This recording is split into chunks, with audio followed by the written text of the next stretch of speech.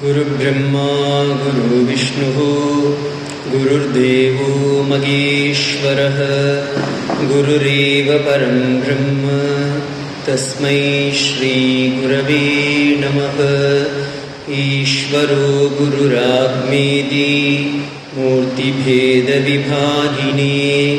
व्योमवद्व्याप्तदेहाय श्रीदक्षिणामूर्तिमीडे नित्यमानन्दमनन्तमूर्तिं शिवेति नाम्ना श्रुतयो गृह्णन्ति। तस्यावतारो नररूपधारी कृपासुदीब्धा भुवि रामकृष्णः। निरञ्जनं नित्यमनन्तरूपं भक्तानुकम्पाधृतविग्रहं वै ईशावतारं परमेशमीड्यं तं रामकृष्णं शिरसा नमामि। तव कथामृतं तप्तजीवनं हरिविजीवितं कल्मषापहं श्रवणमङ्गलं श्रीमदागतं भुवि गलङ्गिये भूरिता जनाः। ஸ்ரீராமகிருஷ்ணரின் அமுதமொழிகள் இரண்டாம் பாகம், ஜூலை 30, 1884. பண்டிதர் சஷதருக்கு அறிவுரை. ஸ்ரீராமகிருஷ்ணர்: விஞ்ஞானி எப்பொழுதும் இறைவனை கண்டு கொண்டிருக்கின்றான். அதனால்தான் இப்படி உச்சிதமாக இருக்கின்றான். திறந்த கண்களுடன் அவன் இறைவனை காணுகின்றான். சில வேளைகளில் நித்தியத்திலிருந்து லீலைக்கு வருகின்றான். சில வேளைகளில் லீலையிலிருந்து நித்தியத்திற்கு போகின்றான். பண்டிதர்: இதை என்னால் புரிந்து கொள்ள முடியவில்லை.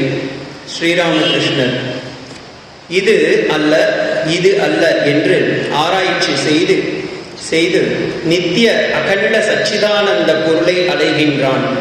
இறைவன் உயிர் அல்ல, உலகம் அல்ல, 24 தத்துவங்களும் அல்ல என்று அவன் ஆராய்கின்றான்.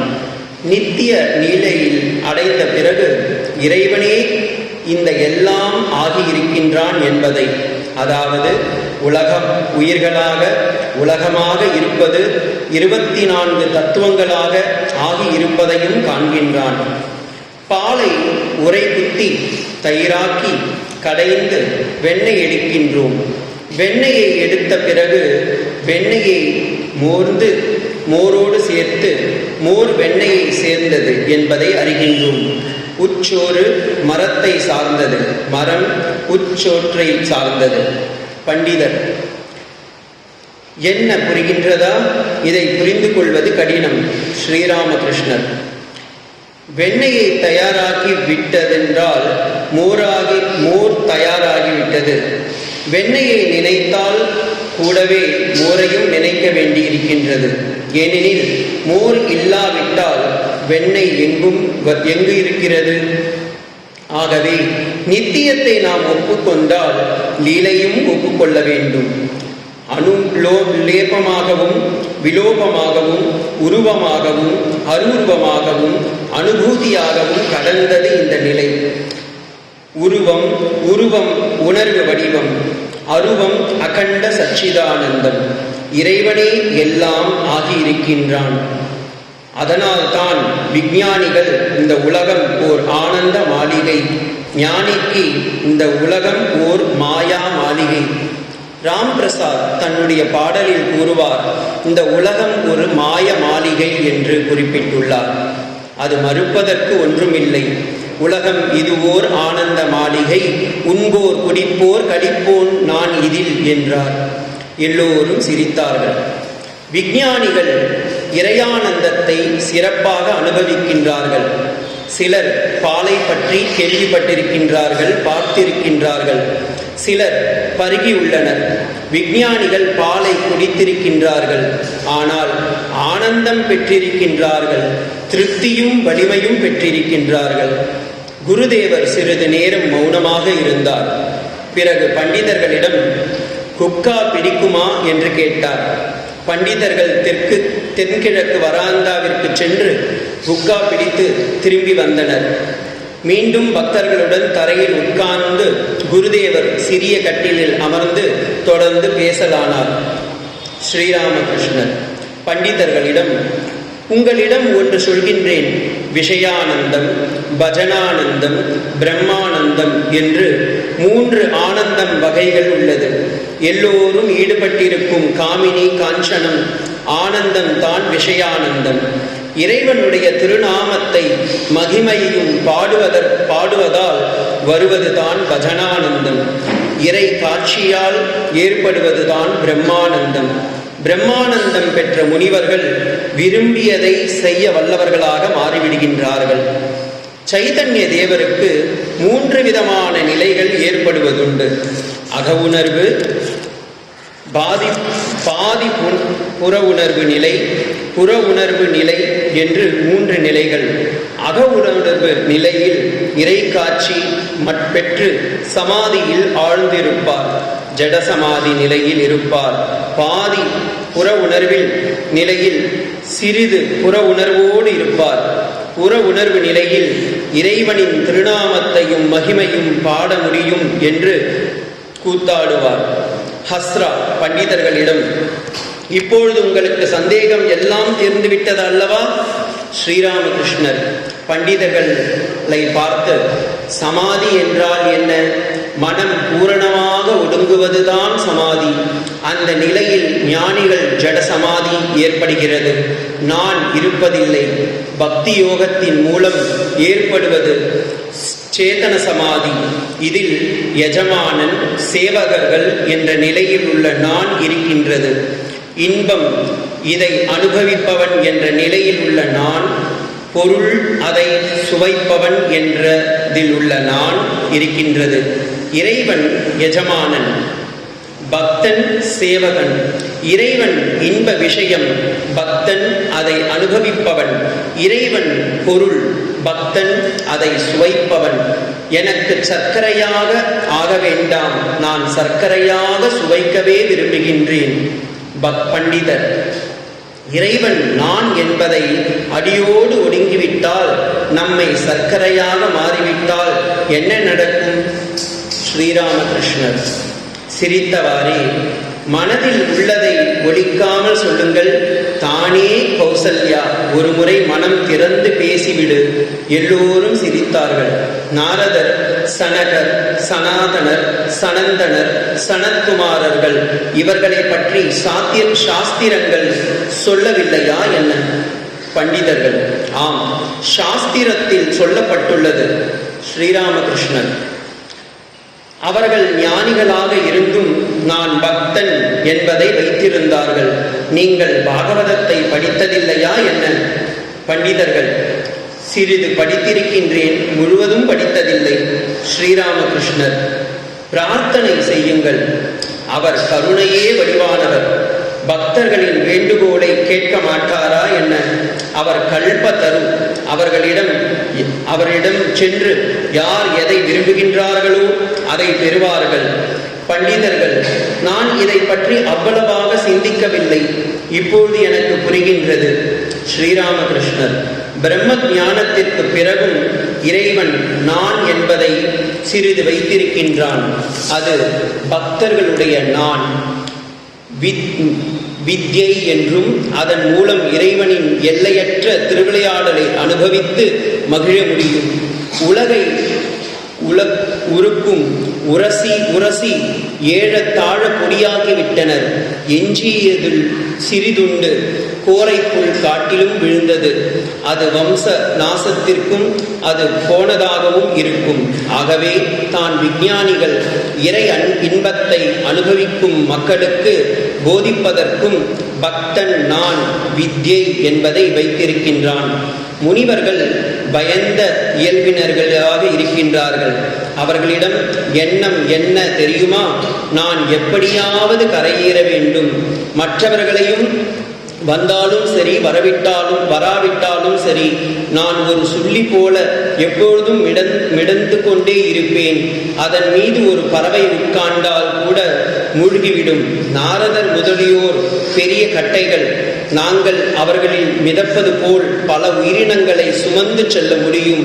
நீராவி கப்பல் தான் செல்லுவது மட்டுமல்லாமல் மற்றவர்களையும் ஏற்றி செல்கின்றது. அதுபோலவே நாரதர் முதலிய ஆச்சாரியர்கள் விஞ்ஞானிகள். அவர்கள் மற்ற முனிவர்களை விட தைரியம் வாழ்ந்தவர்கள் என்று சொல்கின்றார்கள் என்றார் குருதேவர்.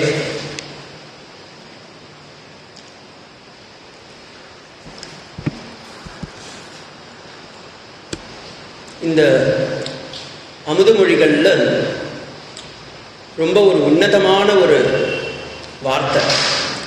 ஏன்னா இப்போ நான் இப்போ படித்து பாருங்க, இதில் நம்ம எத்தனை பேர் அனுபவிக்கிறோம் அப்படின்னா, பகவான் கண்ணனம்பிரான் பாகவதத்தில் சொல்கிற உத்தவர் கேட்குற, பகவான் வைகுண்டத்துக்கு தன்னடி திருவடி அடையிறதுக்கு கிளம்புற. அப்போ போகும்போது உத்தவர் கேட்குறார், பகவானே கலியுகம் பிறக்க போடுது, இப்போ நான் என்ன பண்ணுறது, இனிமே பகவான் நீங்கள் இங்கே இல்லைன்னா மக்களுக்கெல்லாம் கஷ்டமாயிடுமே அப்படின்னு கேட்கும்போது, கண்ணனம்பிரான் பாகவதத்தில் இது வரும் 11வது ஸ்கந்தத்தில். அப்போ பகவான் என்ன சொல்கிறார், உத்தவா நான் எங்கே போவேன், பாகவதம் எங்கே இருக்கின்றதோ பக்தர்கள் எங்கே இருக்கின்றார்களோ அங்கே நானும் இருப்பேன் அப்படின்னு. அப்போ என்ன பண்ணாரா, உத்தவருடைய கண் முன்னாடி தன்னுடைய ஜோதி பிரம்பான அந்த ஆத்மசக்தியை அப்படியே அந்த பாகவதத்தில் இட்டு சென்றார் அப்படின்னு சொல்லுவாங்க. இது ஒரு கண்ணனன் பிரான் காட்டிய ஒரு லீலை. அதே போல ஸ்ரீமத் வால்மீகி ராமாயணத்தில் போய் பார்த்தீங்கன்னா, வால்மீகி மகர்ஷி உத்தர ராமாயணம்னு இருக்கு. எத்தனை பேருக்கு தெரியும் தெரியல. வால்மீகி ராமாயணத்தில் பாலகாண்டம், அயோத்தியா காண்டம், ஆரண்ய காண்டம், கிஷ்கிந்தா காண்டம், சுந்தர காண்டம், யுத்த காண்டம், அடுத்தது உத்தர காண்டம்னு ஒன்று இருக்கு. இந்த உத்தர காண்டத்தில் போய் பார்த்தீங்கன்னா 108 சர்க்கம் இருக்கு. அதில் 108வது சர்க்கத்தில் வால்மீகி மகரிஷி இதே கேள்வி கேட்பார். ராமர் கடைசி காலத்தில் சகஸ்ர வருஷ சதானிச்ச அப்படின்னு ஒரு ஸ்லோகம் வரும். அதில் ராமன் வைகுண்டத்துக்கு போறார்.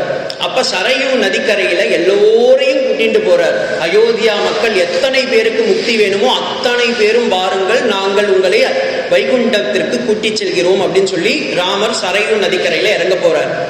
அப்ப இறங்கும் போது அங்க இருக்கிற எல்லாரும் கேட்டாலாம், சுவாமி இப்ப நீங்க போயிட்டேன்னா அப்ப எங்களுக்கெல்லாம் யார் இருக்கா கதி, நாங்கெல்லாம் அதோ கதி ஆயிடுவோமோ அப்படின்னு கேட்கும்போது பகவான் சொன்னாராம், கவலைப்படாதீங்க, நான் பரவியூக விபவ அர்ச்சாவதாரத்தில் இருந்தாலும் உங்கள் அனைத்து பேருடைய உள்ளத்திலும் வால்மீகியோடைய ராமாயணத்தில் இருப்பேன் அப்படின்னு சொன்னார். அதே போல யார் அங்கே ராமனாக வந்தாரோ, யார் இங்கே கிருஷ்ணனாக வந்தாரோ, இங்கே ராமகிருஷ்ண பரமஹம்சர் அதே போல கலியுகத்தில் ஒன்று பண்ணார்.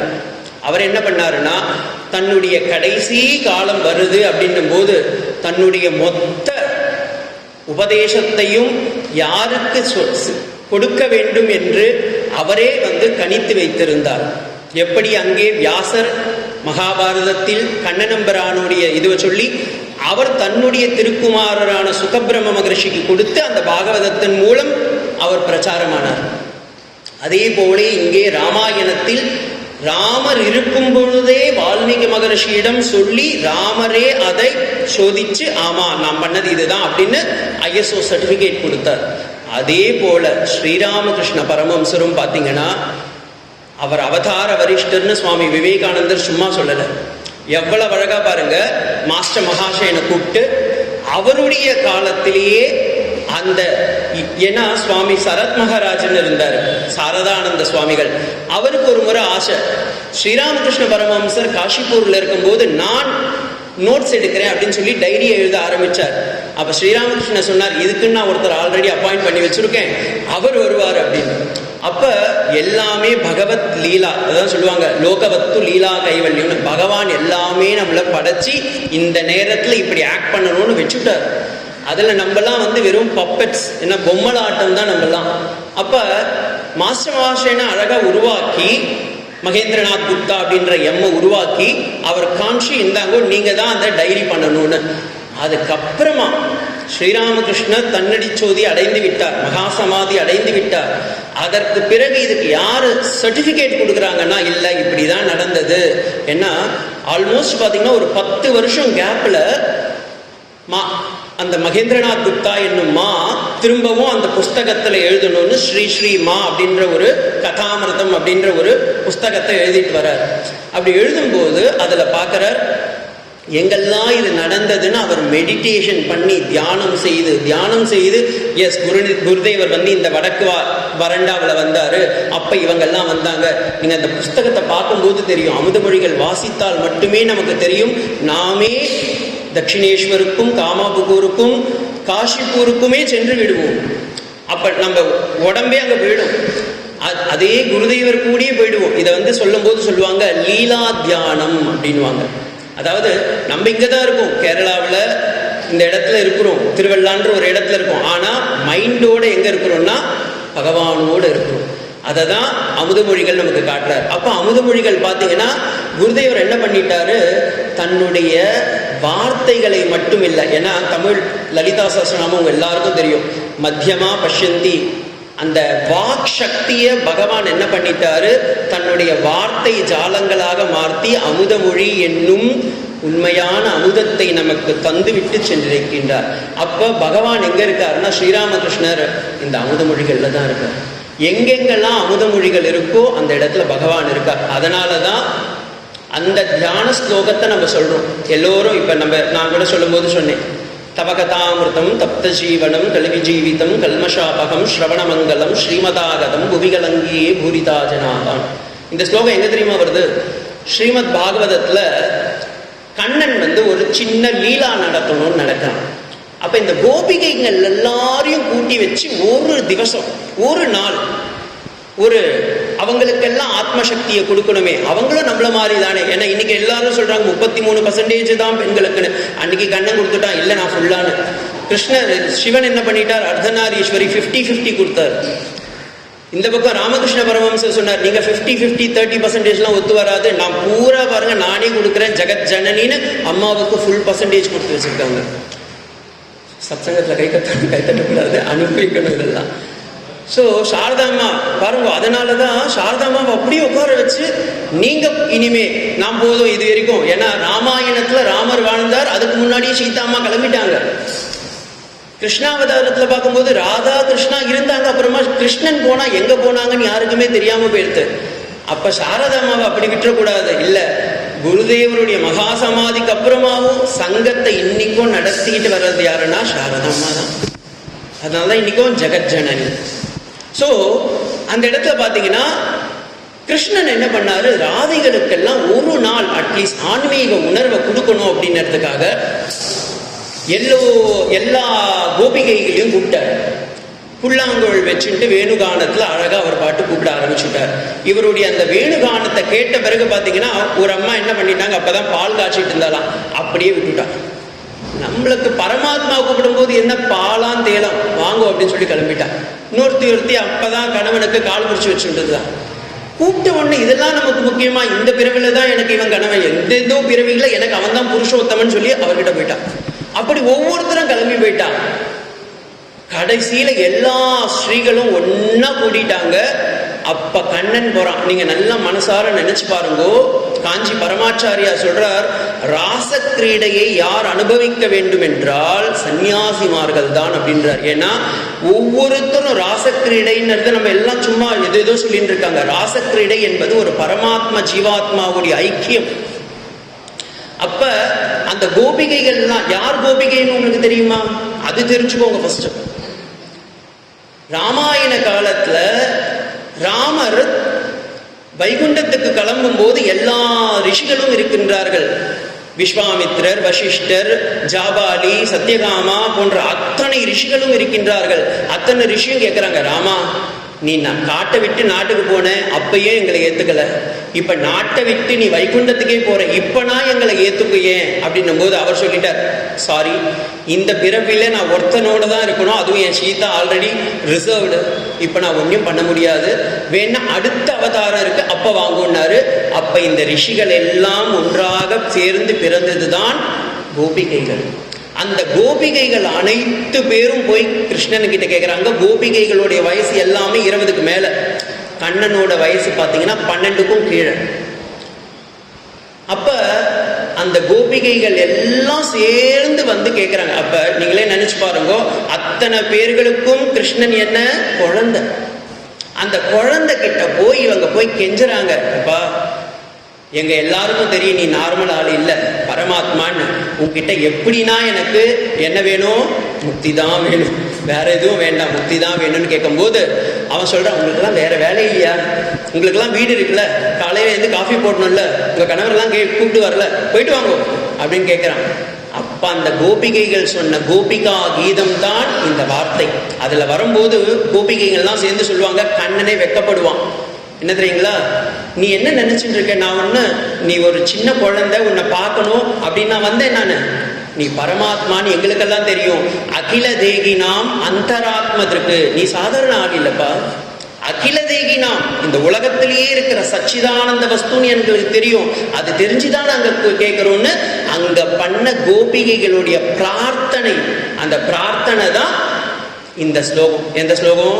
முதல் நான் சொன்னேனே, தவ கதாமிருதம் தத்வ ஜீவனம் கலிவி ஜீவிதம் கல்மஷாபகம். உன் வார்த்தையை படிச்சா யாரு இந்த கரையிலேருந்து அந்த கரை போறதுக்கே கஷ்டப்படுறாங்களோ அவங்க சம்சாரம் அப்படின்ற, தமிழ் சம்சாரம் இல்லை, மலையாள சம்சாரம் இல்லை, இது சம்சாரம்ன்றது சம்ஸ்கிருத சம்சாரம்.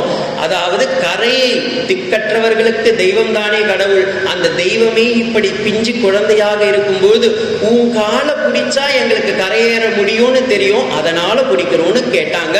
அந்த ஸ்லோகத்தை மாஸ்டர் மகாஷன், அதாவது மகேந்திரநாத் குப்தா அப்படி எடுத்துட்டார். எடுத்து அமுத மொழிகள்ல முதல் வார்த்தையா வச்சாரு, இந்த ஸ்லோகத்தை சொல்லுங்க எல்லாருக்கும் அப்படின்னு. அதுதான் இந்த ஸ்லோகம். அதை சொல்லி இந்த இடத்துல நான் அடியன் ப்ரிப்பேர் எல்லாம் பண்ணல, இங்க வந்துதான் அமுத மொழிகளை சுவாமி கிட்ட இருந்து வாங்கினேன். ஆனா அமுத மொழிகள் நான் பூர்வாசிரமத்திலயும் சரி பிரம்மச்சரியா இருக்கும்போதும் எனக்கு ரொம்ப பிடிச்சது அமுத மொழிகளோடு நாங்களாம் விளையாடுவோம். இந்த சுவாமிங்களுக்கெல்லாம் பார்த்தீங்கன்னா விளையாடுறதுக்கு யாரும் கிடையாது. ஏன்னா நாங்கள் சுவாமிங்க கூட தான் விளையாட முடியும். ஆனால் பெரிய சுவாமிங்க கூட விளையாடினா திட்டுவாங்க. அப்போல்லாம் நாங்கள் எல்லாம் என்ன பண்ணுவோம், அமுத மொழிகளை கையில் வச்சுப்போம்.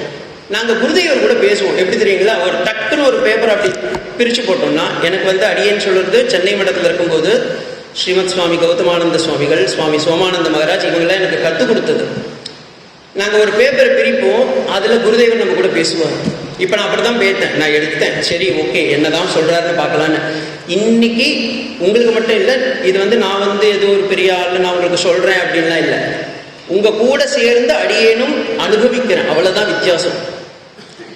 இந்த இடத்துல சமாதினா என்ன அப்படின்னு குருதேவர் ரொம்ப அழகா சொல்றார். அதுல ஒண்ணு சொன்னார் பாருங்க, முதலில் நாம் பக்குவப்பட வேண்டும். அந்த லைன் திரும்பி சொல்றேன், பாலை உரைக்கி, ஏன்னா நம்ம எல்லாமே நீங்க இதை நம்ம நார்மலா படிச்சுட்டு போயிடுவோம். அமுத மொழிகளை, ஒரு பால் இருக்கு, அந்த பாலில் தண்ணியை ஊத்துனீங்கன்னா என்ன ஆகும்? பாலையும் தண்ணியும் பிரிக்க முடியாது. நம்ம அம்சபக்ஷியும் கிடையாது, அதுக்கு நம்ம கிட்ட மிஷினும் கிடையாது. பாலில் தண்ணியை கலக்கிட்டா யாரும் பிரிக்க முடியாது. ஆனா அதே பாலை தயிர் ஊற்றி மோராக்கி வெண்ணையா திரட்டி அந்த வெண்ணெயிலிருந்து நெய் எடுத்து அதை எடுத்து தண்ணியில போடுங்க. இப்ப நெய்யில அந்த தண்ணி கலக்குமா? இல்ல தண்ணியில அந்த நெய் கலக்குமா? கலக்க முடியாதல்ல. பியூட்டிஃபுல்லா சொல்றாரு குருமராஜ். அந்த போல நம்மளும் சம்சாரம் என்னும் சக்கரத்தில் சுழன்றுள்ளோம். நமக்கு தெரியாது, எற்றைக்கும் ஏழு பிறவிக்கும் உமக்கேயாம ஆட்படுவோம்னு சொல்லி வந்துட்டோம். பிறவிக்கெடு பெருங்கடல் நீந்துவார் நீந்தல்னு வந்துட்டோம். ஆனா எப்படி கரை செய்யணும்னு தெரியலையே. அப்படின்னா நம்ம என்ன பண்ணுறதுன்னு தெரியலையேன்னும் போது பகவான் சொல்றார் ரொம்ப அழகா அமுத மொழிகள்ல, நீ கவலைப்படாதப்பா, சத் சங்கத்தோட இரு, சாது சங்கத்தோட இரு, ஜபம் தியானத்தோட இரு. இங்க இருக்கிற பண்டிதர் தான் நம்ம. எப்படி கண்ணனம்பரான் கீதையில அர்ஜுனன் வாயிலாக ஒரு கண்ணுக்குட்டியை கூட்டிட்டு வச்சிங்கன்னா பாலை கறந்துரும், அதே போல ஒரு அர்ஜுனனை கூட்டின்னு வச்சாரு, உடனே பகவத்கீதைன்ற ஒரு கீதா வந்துடுது. அதே போல இந்த தட்சிணேஸ்வரத்தில் இருக்கும்பொழுது அத்தனை பேருடைய சார்பாக, வருங்காலத்திற்கு வரக்கூடிய அத்தனை பக்தர்களுடைய சார்பாக ஒவ்வொருத்தரும் கேள்வி கேட்டிருப்பாங்க. ஸ்ரீராமகிருஷ்ணர் அத்தனை பேருக்கும் சேர்த்து பதிலை அளித்துள்ளார். அதுல ஒண்ணுதான் இந்த லைனு. அவர் சொல்றார், தனிமையிலிருந்து பழகுங்கள், இறைவனுடைய நாமத்தை சொல்லுங்கள், கொஞ்சம் கொஞ்சமா சாது சங்கத்தை அடையுங்கள். அப்படி என்ன ஆகும் சுவாமி? நம்ம பிறந்தது சேத்துல, ஆனா கொஞ்சம் கொஞ்சமா பக்குவப்படும் போது அந்த சேத்திலிருந்து தான் செந்தாமரை பிறக்கின்றது. அதே போல் நாமும் பக்தர்களாக மாறி அப்படியே பரிமளித்து விடும். இதை ஸ்ரீராமகிருஷ்ணர், என்ன நீங்க தமிழ்நாட்டு ஆளுங்கன்னு ஐ திங்க் மோஸ்ட்லி உங்களுக்கு தமிழ் தெரியல, என்ன நான் பார்த்து பேசிட்டே இருக்கேன். அப்புறமா சொல்லுங்க, சுவாமி எல்லாம் நன்னாயிட்டு பறஞ்சு பக்ஷி எந்தண்டு அறியாம்பட்டு இல்லைன்னு சொல்லிட்டு கூடாது. ஏன்னா தமிழ்ல இருக்கிறதுனால சொல்றேன். மாணிக்க வாசகர் ரொம்ப அழகா சொல்றார். விறகிலே பார்த்தீனன் பாலிலே நெய் போல. ஒரு மதுரை அன்பர் கூட வந்திருந்தார், அதனால சொல்றேன். ஏன்னா அங்கதான் சொக்கநாதர் முன்னாடி தான் சொக்கி சொக்கி அழுகுறார். பாலிலே நெய் போல அவர் சொன்னது அங்க, ஆனா ஸ்ரீராமகிருஷ்ணர் அவருக்கு முன்னாடியே சொல்லி வச்சுட்டார். பாருங்க எவ்வளவு அழகான ஒரு இது. அப்ப நாம் பக்குவப்பட வேண்டும் என்றால் நம்மையும் பகவான் என்ன பண்றார்? பக்குவமாக நம்மை மாற்றி அமைக்கின்றார். தண்ணியில பாலை கலந்தா கலந்துரும், அதே பால் நெய்யாக போனால் கலக்காது. அதே போல் நாமும் பிறக்கும் பொழுது அனைவரும் எதேதோ வாசனையோடு பிறக்கின்றோம். ஆண் பெண், இந்த குலம், இந்த இது, எதேதோ வேற்றுமைகள் எல்லாம் இருக்கின்றது. படிக்காதவன் படித்தவன், இதுலயே வருது பாருங்க. ஸ்ரீராமகிருஷ்ணரே சொன்னார் கொஞ்ச நேரத்துக்கு முன்னாடி, விஞ்ஞானி இப்படி இருக்கின்றான், ஞானி இப்படி இருக்கின்றான். இப்ப பகவத்கீதை படிச்சவங்கள என்ன சொல்லுவாங்க? ஆர்த்தோ ஜிக்ஞாசு அர்த்தாதி ஞானி சபரதர்ஷப சொல்லிட்டு போலாம். சுவாமி நல்லா சொல்றாரு, ஆனா ஒன்னும் புரியல. இதான் நிறைய பேர் சொல்லுவா. ஆனா ஸ்ரீராமகிருஷ்ணர் அப்படி இல்லை. படித்தவனுக்கு மட்டும் புரிய வேண்டாம், பாமரனுக்கும் புரிய வேண்டும். தான் இவ்வளவு அழகா சொல்றாரு. விஞ்ஞானி இறையானந்தத்தை சிறப்பாக அனுபவிக்கின்றான். எப்படி? அவன் விஞ்ஞானத்தோடு டிஸ்கிரிமினேஷன், பிரித்து பார்க்கின்றான். இது நல்லது, இது கெட்டதுன்னு. பாமரர்களுக்கு அது தெரியாது. எல்லாரும் ஏதோ பக்தர்கள், நாமளும் பக்தர்னு விட்டுருவா. அப்ப அவங்களுக்கும் புரிய வைக்கணும்னா இப்படி சொன்னதான் ஆச்சு. அப்ப அதை தான் திருப்பி சொல்றேன். பாலை உரை குத்தி தயிராக்கி கடைந்து வெண்ணெய் எடுக்கின்றோம். வெண்ணெய் எடுத்த பிறகு வெண்ணெயை மோராக சேர்த்து மோர் வெண்ணெயாக சேரும் பொழுது அது எப்படி உருவாகின்றது கேட்கிறார். அதே போல உச்சோறு மதத்தை சார்ந்தது, மரம் உச்சோரை சார்ந்தது. அந்த மரத்துல இருக்கும்போது பாத்தீங்கன்னா ஒரு பச்சை மரம் எரியுமா? எரியாது. ஆனா அதே மரம் நல்லா காஞ்ச பிறகு அதை என்ன பண்றோம்? எரிக்கிறோம். நீங்க நிறைய பேர் பார்த்திருப்பீங்க, ஹோமம் செய்யறதுக்கு முன்னாடி அக்னி மதனம்னு பண்ணுவாங்க. ஒரு கட்டையை வச்சு இன்னொரு கட்டையை வச்சு மதனம் பண்ணுவாங்க, மத்து மாதிரி கடைவாங்க. அதுல இருந்து நெருப்பு வரும். சுவாமி எங்க இருந்து நெருப்பு வந்தது? கட்டையில இருந்து தான் வந்தது. எப்பா கட்டையில போறோடனே கட்டையில இருந்து நெருப்பு வந்தது. நீ அந்த நெருப்பு எங்க இருந்து வந்தது? விறகிலே தீனன். ஸ்ரீராமகிருஷ்ணன் அதையே சொல்றாரு. அந்த மரத்து அதே போல ஒவ்வொரு மனிதர்களும் நாமும் சம்ஸ்காரம் என்னும் ஒரு என்ன பந்தத்தினால், மாயையினால் நம்ம என்ன பண்றோம்? அஜ்ஞானத்தில் இருக்கின்றோம். நம்ம இந்த ஜபத்தை செய்யும் போது, சாதனைகள் செய்யும் போது என்ன ஆகுதுன்னா அந்த தீ பத்துது. சாதுக்கள் இருக்கும்போது அந்த சூடு வருது. அந்த சூடு என்ன ஆகுதுன்னா வைராக்கியமாக மாறி, விவேகமாக மாறி, பக்தர்களாக மாறி நமக்குள் என்ன ஆயிடுது? இன்னைக்கு எல்லாம் எதேதோ இருக்கு வித்தியாசங்கள். ஆனா இன்னைக்கு இப்ப நம்ம சொல்லணும்னா என்ன சொல்லணும்? நீங்கள் எல்லோரும் பகவான் ஸ்ரீ ராமகிருஷ்ணரின் பக்தர்கள். போச்சுல்ல? அந்த வேற்றுமைகள் எல்லாம் விலக்கி என்ன ஆகுறது? ஒரே பொருளாக, அந்த ஒரே பொருளாக மாற்றுவதே நம்முடைய சாதனை அப்படின்றத சொல்றார். அதே போல முனிவர்கள் பயந்த இயல்பினராக இருக்கின்றார்கள். ஏன்னா முனிவர்களுக்கு எல்லாமே சாத்விகமாக இருக்கக்கூடியவர்கள். ஆழ்வார்கள்ல பாத்தீங்கன்னா ஒரு ஆழ்வார் ரொம்ப சொல்லுவார், 3 கல்வர்கள் நம்மிடத்தில் இருக்கின்றார்கள். அந்த 3 கல்வர்களில் 2 பேரை விட்டுவிடுங்கள், ஒருவரை பற்றி கொள்ளுங்கள் என்று சொல்கின்றார். 3 விட்டு 1 பற்றுக, 2 விட்டு 1 பற்றுக அப்படின்னார். நம்ம சொல்றோம் ஆமா சுவாமி, சத்வம் ரஜஸ் தமஸ்னு 3 இருக்கு. சத்வம்னா உங்களுக்கு தெரியும், சாத்வீக குணம். காலையில் எழுந்த பிறகு பார்த்தீங்கன்னா சாத்வீகமா இருக்கும். மதியத்தில் பார்த்தீங்கன்னா ரொம்ப ஆக்டிவா இருக்கும். நைட்டு பார்த்தீங்கன்னா ஆட்டோமேட்டிக் ஷட் டவுனா தூங்கறதுக்கு போயிடுவோம். ஆழ்வார் சொல்றார், முப்புறத்தில் 2 விட்டு 1 பற்றுக. நம்மளும் அதானே பண்ணிட்டு இருக்கோம். தமசையும் சத்துவத்தையும் விட்டுட்டோம், தமசையே பட்டி புரிச்சின்னு இருக்கும். ஆனா இங்க ஸ்ரீராமகிருஷ்ணன் சொல்றார், அப்படி இல்லப்பா, நம்மிடம் இருக்கக்கூடிய சாத்விகத்தை வளர்த்து கொள்ள வேண்டும். அதை தான் ஸ்ரீராமகிருஷ்ணர் எங்க சொல்றார், வித்யாமாய அப்படின்னு. நம்ம கிட்டே பார்த்தீங்கன்னா 2 மாயைகள் இருக்கின்றது. ஸ்ரீராமகிருஷ்ணர் தன்னுடைய சீடர்கள் வரும்போதெல்லாம் இதை கேட்பார். முதல் அவருடைய அந்த அமுதமொழிகள்ல முதல் 10 பக்கத்திலேயே இருக்கும் இந்த லைனர். உன்னுடைய மனைவி வித்யா மாயையா அவித்யா மாயையா என்று மாஸ்டர் மகாஷன், அதாவது மகேந்திரநாத் குப்தாவை கேட்டிருப்பார். அந்த இடத்துல அவர் சொல்லுவாரு, அவ அவித்யால இருக்க அப்படின்னு. உடனே இவர் என்ன சொல்வார், நீ மத்த என்ன வித்யாலயா இருக்க அப்படின்னு. உடனே ஃபர்ஸ்ட் நோஸ் கட். ஏன்னா ஸ்ரீராமகிருஷ்ணர் மாதிரி நோஸ் கட் பண்றவர் வேற யாருமே கிடையாது. அதுதான் முக்கியம். ஏன்னா நமக்குள்ளார இருக்கிற அந்த டவுட்னு ஒண்ணு இருக்கு பாருங்க, அந்த அசுரனை கொள்வதற்காகவே எடுத்த ஒரு திரு அவதாரம் தான் ஸ்ரீராமகிருஷ்ண அவதாரம். இதை எங்க புரிஞ்சுக்கலாம்னா, ஸ்ரீராமகிருஷ்ணருடைய ஒரு பாட்டுல ரொம்ப அழகா சொல்லுவாங்க, சம்சய நாச விநாசகம். நம்மளுடைய அத்தனை சம்சயங்கள்னா கேள்வி, கொஷின். நம்ம பெரியவங்க, அவங்க சின்னவங்க, நமக்கு எல்லாம் தெரியும், அவங்களுக்கு எதுவுமே தெரியாது அப்படின்லாம் நினைச்சிட்டு இருப்பாங்கல்ல. இல்ல இது இப்படிதான் சொல்லணும் அப்படின்னு நினைச்சிட்டு இருப்பா. அத்தனை சம்சயங்களையும் விநாசம் செய்யக்கூடிய ஒரே திரு அவதாரம்.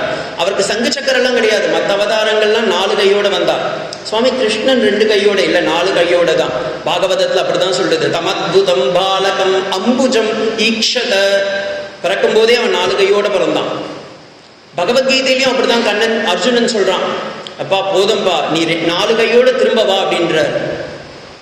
அதே போல ராமாவதாரத்தில் சுவாமி ராமன் 2 கையோடு தானே இல்லை. ஹனுமான் ராமனை பார்க்கும் போது வால்மீகி மகரிஷி சுந்தரகாண்டத்தில் சொல்கின்றார், ஹனுமானுக்கு ராமபிரான் 4 கைகளை காட்டினார். எங்க சுவாமி அப்படியா இருக்கு? அப்படிதான் இருக்கு, 4 கையோடு காமிச்சார். இதற்கு கோவிந்தராஜர் வியாக்கியானம் செய்யும் போது பூஷணத்துல சொல்றார், ஆமா, பக்த சிரோன்மணிகளுக்கு ராமர் 4 கையில காட்சி கொடுத்திருக்காரு. 3 பேருக்கு காட்சி கொடுத்திருக்காரு. அது மாதிரி ராமாயணத்துல 1 ஹனுமானுக்கு, 2வது சூர்பனகைக்கு, 3வது மண்டோதரிக்கு. 3 பேருக்கு அவர் 4 கையோடு கொடுத்திருக்காரு. 4 கையோட காட்சி கொடுத்திருக்கார் ராமர். இங்க ஸ்ரீராமகிருஷ்ண பரமஹம்ச சுவாமி அவரும் 2 கையோடு தானே நாங்க பாக்குறோம், இப்பயும் அப்படித்தானே இருக்காரு. அப்படின்னா இந்த அவதாரத்துல பாத்தீங்கன்னா அவரு 2 கையை மறைச்சு வச்சுக்கிட்டார். என்ன தெரியுங்களா, ஞானம் விஞ்ஞானம் என்பதை நீங்கள் காட்ட வேண்டும், அது 2ம் பக்தியில் சங்கமிக்கின்றது என்பதை காட்டுவதற்காகவே 2 கைகளையும் சேர்த்து வைத்துள்ளார். இது ஞானம், இது விவேக வைராக்கியம், இதை 2ஐயும் நீங்கள் வைத்துக் கொண்டால் பக்தி என்பதில் நீங்கள் சரணாகதி அடைய முடியும். வரதராஜர் போய் பார்த்தீங்கன்னா காஞ்சியில் இப்படி காமிப்பார். இப்படி காமிக்கிறது வரதரே கிடையாது, இது அபயமுத்திரை. ஆனா சுவாமியுடைய பேர் என்ன, வரம் ததாதி இது வரதகன்னு காஞ்சிபுரத்துல இருக்கார். இங்க ஸ்ரீராமகிருஷ்ண பரமஹம்சர் 2 கையோட சேர்த்து வச்சுட்டு இருக்கார். ஆனா என்ன, பக்தி சங்கமிக்கின்றது என்பதை காட்டுவதற்காக. அதனால்தான் இந்த லைனை சொல்றாரு. அமுதமொழிகள் இருக்க ஒவ்வொரு பேராவும் பார்த்தீங்கன்னா ஒரு உபனிஷத்துக்கோ இல்லை ஒரு வேதாந்தத்திற்கோ சமமானது. அங்கிருந்து இங்க படிச்சுட்டு இங்க வந்தீங்கன்னா ஓ இதை தான் அவர் சொல்றாரு அப்படின்னு புரிஞ்சுக்க முடியும். நாரதர் முதலிய ஆச்சாரியர்கள் விஞ்ஞானிகள், அவர்கள் மற்ற முனிவர்களை விட தைரியம் வாழ்ந்தவர்கள். ஏனென்றால் பக்திக்கே சிரோன்மணிகளாக இருந்தவர்கள். நீங்க இன்னைக்கு பக்தின்னு ஒரு லிஸ்ட் எடுங்களேன். முதல்ல யாரை சொல்லணும், குருவை சொல்லணும், அடுத்தது தானே சிஷியனை சொல்லணும். அப்படித்தானே சொல்லுவோம் எல்லாருமே, குருவை சொல்லி சிஷியனை சொல்லணும். இன்னைக்கு பக்தியோடைய டாப் லிஸ்ட் எடுங்க. ஃபர்ஸ்ட் லிஸ்ட்ல யார் இருக்காரு, பிரகலாத நாரத பராசர புண்டரீகாட்ச வியாச சுக சௌனக. யாரு ஃபர்ஸ்ட் சொன்னேன், பிரகலாதர். பாருங்க சிஷியன் டாப் ஆயிட்டாரு. செகண்ட் இருக்கிறது யாரு, குரு. நாரதர் தான் பிரகலாத சுவாமிக்கு கர்ப்பஸ்ரீமானாக கர்ப்பத்தில் இருக்கும் போதே அஷ்டாட்சரத்தை கொடுத்தவர். ஆனா கொடுத்த குரு 2வது வந்துட்டாரு. சொன்ன குழந்தை எங்க போயிட்டான், டாப் ஃபர்ஸ்டுக்கு வந்துட்டான். அதுல இருந்து என்ன தெரிஞ்சுக்கலாம், பகவானை காட்டிலும் பகவானுடைய நாமத்திற்கு ஏற்றம். புரியுதுங்களா? இது இன்னொரு விதத்துல சொல்லலாம், ராமரை காட்டிலும் ராமனுடைய நாமத்திற்கு ஏற்றம், கிருஷ்ணனை காட்டிலும் கிருஷ்ணனுடைய நாமத்திற்கு ஏற்றம். அதே ராமகிருஷ்ணருடைய நாமத்திற்கும் ராமகிருஷ்ணரை காட்டிலும் ஏற்றம். எங்க தெரியுமா, கிரீஷ் சந்திர கோஷ். ஒன்னும் தெரியாது, மது மாது எல்லாத்துலேயும் ஒன்றுமே எனக்கு தெரியாது சுவாமி, டைமே கிடையாது, ஒரு சிஸ்டமேட்டிக் டைமே கிடையாது, எப்படி வேணால் வாழலாம் தான் நான் வாழ்ந்துட்டு இருக்கேன் அப்படின்றவர். ஆனால் அப்படி இருக்கக்கூடியவர்களை கூட ஒரு பெரிய பக்த சிரோன்மணிகளாக மாற்றியவர் ஸ்ரீராமகிருஷ்ண பரமஹம்சர். பகவத்கீதையில கண்ணநம்பரான் சொல்றான், அபிச்சேதசு துராச்சாரக பாபேபிய பாபகிருத்தமக. எவன் ரொம்ப தப்பு பண்றானோ, ரொம்ப கெட்ட பையனா இருக்கானோ, அவன் மேலதான் வாத்தியார்களுக்கு அளவலா பற்று இருக்கும். அதே போல ஜெகத்குருவான ஸ்ரீராமகிருஷ்ண பரமஹம்சருக்கும் யார் ரொம்ப தப்பு பண்றாருன்னு பார்த்தாரு. 16 சீடர், அவங்க ஆல்ரெடி பர்ஃபெக்டா இருக்காங்க, விட்டுடுங்க அவங்கள. இந்த பக்கம் இல்லறத்துல இருக்கிறவங்க பரவாயில்ல, அவங்களாம் வந்துட்டு இருக்காங்க, ஏதோ ஒரு சாதனை செய்யறாங்க, ஜபம் பண்றாங்க, தியானம் பண்றாங்க, பரவாயில்ல புரிச்சுக்கோங்கன்றாரு. ஆனா யார் ரொம்ப கெட்டவங்களா இருக்காங்களோ அம்மாவும் விட மாட்டாங்க. ராகு நளினி மாதா எல்லாம் பாத்தீங்கன்னா எல்லாம் அரை மேடுங்க. அவங்களதான் அம்மா புடிச்சு வச்சுட்டு இருந்தாங்க. ஸ்ரீராமகிருஷ்ண பரமஹம்சர் அவரும் சும்மா விடல. யார் யாரெல்லாம் ரொம்ப தப்பு பண்றாங்களோ வாங்க பக்கத்துல வாங்க, நானே உங்களை பக்கத்துல வச்சிருக்கேன்னு வச்சிருந்தாரு. அப்போ உடனே சொல்றாரு, சுவாமி அப்ப அவங்களதான் வச்சிருக்காங்க, நம்மளும் ஆமா நாமும் பைத்தியமாக வேண்டும். எதில் தெரியுமா? இறைவனிடத்தில் பைத்தியமாக வேண்டும், இறைவன் நாமத்தில் பைத்தியமாக வேண்டும். கிரீஷ் சந்திர கோஷ் கிட்ட இருக்கிற ஒரு பெரிய இது என்ன தெரியுமா? சரணாகதி. என்னால் காலையில் எழுந்திருக்க முடியவில்லை, ஜபம் தியானம் செய்யவில்லை, என்னால் உன்னை நினைக்க முடியவில்லை பகவானே அப்படின்னும் போது ஸ்ரீராமகிருஷ்ணன் சொல்றார், கவலை கொள்ளாதே, உன்னுடைய பவர் ஆஃப் அட்டானியை எனக்கு கொடு, நான் பார்த்துக்கிறேன் மீதியை. நம்ம ட்ரெயின்ல தான் போறோம். ஃபர்ஸ்ட் கிளாஸ்ல போனா என்ன, செகண்ட் கிளாஸ்ல போனா என்ன, வித்தவுட்ல போனா என்ன, எதுல போனாலும் எதுல போறோம்? ட்ரெயின்ல தான் போறோம். அதே போல நாம் எங்கே இருப்பது, எப்படி இருக்கின்றோம் என்பது முக்கியமல்ல, பகவானிடத்தில் இருக்கின்றோம், அதுதான் முக்கியம், அதுதான் முக்கியம். அந்த பகவானுடைய தெரிஞ்சோ தெரியாமலோ, அறிந்தோ அறியாமலோ, புரிந்தோ புரியாமலோ நம்ம இங்க வந்துட்டோம். அவர் வந்து பிடிச்சிட்டு வந்து இங்க தள்ளி விட்டுட்டார், நம்ம பண்ணல. மாணிக்கவாசகர் சொல்றாருல, அவனருளாலே அவந்தால் வணங்கி உன்னை சரணாகதி அடைவதற்கும் நான் ஒண்ணுமே செய்யலப்பா, நீ போட்ட வலையில நான் மாட்டினேன். ஸ்ரீராமகிருஷ்ணனே சொல்றாரு ஒரு இடத்துல, நான் போடுற மீன்ல தான் நீ மாட்டுற வலை. அவர் ஒரு பெரிய மீன்காரர், நல்ல வலையை போட்டு மீனை பிடிக்கிறார். அதே போல இங்க பக்தர்களை பிடித்துள்ளார். அந்த அத்தனை பக்தர்களும் இன்று திருவள்ளா ஆசிரமத்தில் வந்து அவர் நாமத்தை, எப்படி ராமருக்கே ராமநாமம் தெரியாமல் ஹனுமான் மூலமாக ராமநாமத்தை பரப்பினார்களோ, கிருஷ்ணனுக்கே கிருஷ்ணநாமம் தெரியாமல் ராதைகளும் கோபிகைகளும் எப்படி சென்று கிருஷ்ணா கிருஷ்ணா என்று கதரும் பொழுது திரௌபதிக்கு தெரிஞ்சது, பாகி பாகி மகாயோகே தேவதேவே ஜெகத்பதி நாண்யம் ந பஷ்யதி அப்படின்றார். எனக்கு வேற யாருமே இல்லப்பா, நீதான்பா அப்படின்றார். காலில் விழுந்துட்டா. உத்தரைக்கு தெரிஞ்சிருக்கு, அபிமன்யு வயிற்றுல இருக்கும் போது பாத்தீங்கன்னா அந்த வில்லு வருது, ஏதோ ஒரு வஸ்து வருது, AK-47 மாதிரி வந்து அட்டாக் பண்ணுதுன்னு சொன்ன உடனே எதை சொல்லறதுன்னு தெரியல. புருஷனை கூப்பிட்டுருக்கலாம், இல்ல மாமனார்களை கூப்பிட்டுருக்கலாம், ஆனா யாரை பிடிக்கணும்னு அவங்க தெரிஞ்சிருது. உடனே பகவானை கூப்பிட்டா, நீதான்பா எனக்குன்னு. குந்திக்கு தெரிஞ்சிருக்கு. நம்ம வந்து இதிகாசம்னு சொல்லிடுறோம், புராணம்னு சொல்லிடுறோம். அதன் மூலம் தெரிய வேண்டியது என்னவென்றால், பகவான் நம்மிடத்தில் இருக்கின்றான், அவன் எப்போதும் நம்மிடத்தில் இருக்கின்றான், இந்த அமுத மொழிகளில் இருக்கின்றான். அதை தினமும் வாசித்தால் நாமும் அவனுடன் சேர்ந்து வாழ முடியும். அதுதான் இந்த அமுத மொழிகளுடைய சிறப்பே.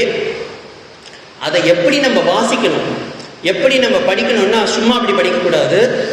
எப்படி வந்து நீ எனக்கு அன்னையாகவும் தந்தையாகவும் இருக்கின்றாயோ அதுபோல் படிக்க வேண்டும். பகவான் அர்ஜுனன் பகவத்கீதையில சூப்பரா சொல்றான், பிதாசி லோகஸ்ய சராச்சரஸ்ய துவமஸ்ய பூஜ்யஸ்ய குருர்கரீயான் நத்வசமோப்ய வ்யதிகத் குதோன்யோ. உன்னை தவிர வேற எனக்கு யாருமே இல்லப்பா, நீதான் எனக்கு அப்பா, நீதான் எனக்கு அம்மா, அப்படி சொல்லி நமஸ்காரம் பண்ணி படிக்கணும். அதே போல அமுதமொழிகளை வாசிக்கும் போது நம்ம எல்லோரும் சொல்ல வேண்டியது என்ன தெரியுங்களா? ரொம்ப அழகா ஒரு பாட்டு இருக்கு. ஆதியும் நீயே, அந்தமும் நீயே, அன்னையும் நீயே, தந்தையும் நீயே, சாரதை நாதா சகலமும் நீயே, சரணடைந்தீனே உனதருள் வேண்டி அப்படின்னு பகவானிடத்தில் நாம் பிரார்த்தனை ஒவ்வொரு நேரமும். மற்றதுக்கெல்லாம் இப்ப ஞான யோகம் பண்ணணும்னா படிக்கணும், நிறைய சம தம உபரதி எல்லாம் வேணும். கர்மயோகம் பண்ணணும்னா அது நம்ம செய்யறதுக்கே தெரியாது, இன்னொன்னு அகங்காரம் அங்க வந்து குத்தும். அஷ்டாங்க யோகம் பண்ணுனா இன்னும் கஷ்டம். முதல்ல உட்கார முடியும் சுவாமி, சேர் இருந்தா தானே ஜபயக்னத்துக்கே என்னால வர முடியும். ஆனா அப்படி இல்லை, பக்தி யோகம் செய்வதற்கு எது வேண்டும்? நம் மனது வேண்டும். பகவானே, நீயே எனக்கு அன்னை, நீயே எனக்கு தந்தை, நீயே எனக்கு எல்லாம், என்னை உனக்கு தாரை வாத்து தருகின்றேன், உன்னை தவிர எனக்கு வேறு யாரும் வேண்டாம், உன் அமுதமொழிகள் ஒன்றே போதும் அப்படின்னு சரணாகதி அடைஞ்சிட்டா போதும். பகவான் நமக்கு கோடான கோடி சொத்து, சம்பளம் இல்லை, பணம் இல்லை, இதுவெல்லாம் இல்லை, சொத்துலாம் கிடையாது. ஆனா அதை விட பெரிய சொத்து என்னன்னா பகவானுடைய திருவடி நிழல், அது நமக்கு கிடைக்கும். அதை அனைவரும் அனுபவிக்க வேண்டும் என்று பிரார்த்திக்கின்றேன். நிரஞ்சனம் நித்யம் அனந்த ரூபம் பக்தானுகம்பா திருத விக்கிரகம் வை ஈஷாவதாரம் பரமேஷமீட்யம் தம் ராமகிருஷ்ணம் சிரசார்ணமாமி. ஓம் சாந்தி சாந்தி சாந்தி. ஹரி ஓம் தத்சத். ஸ்ரீராமகிருஷ்ணார்ப்பணமஸ்து.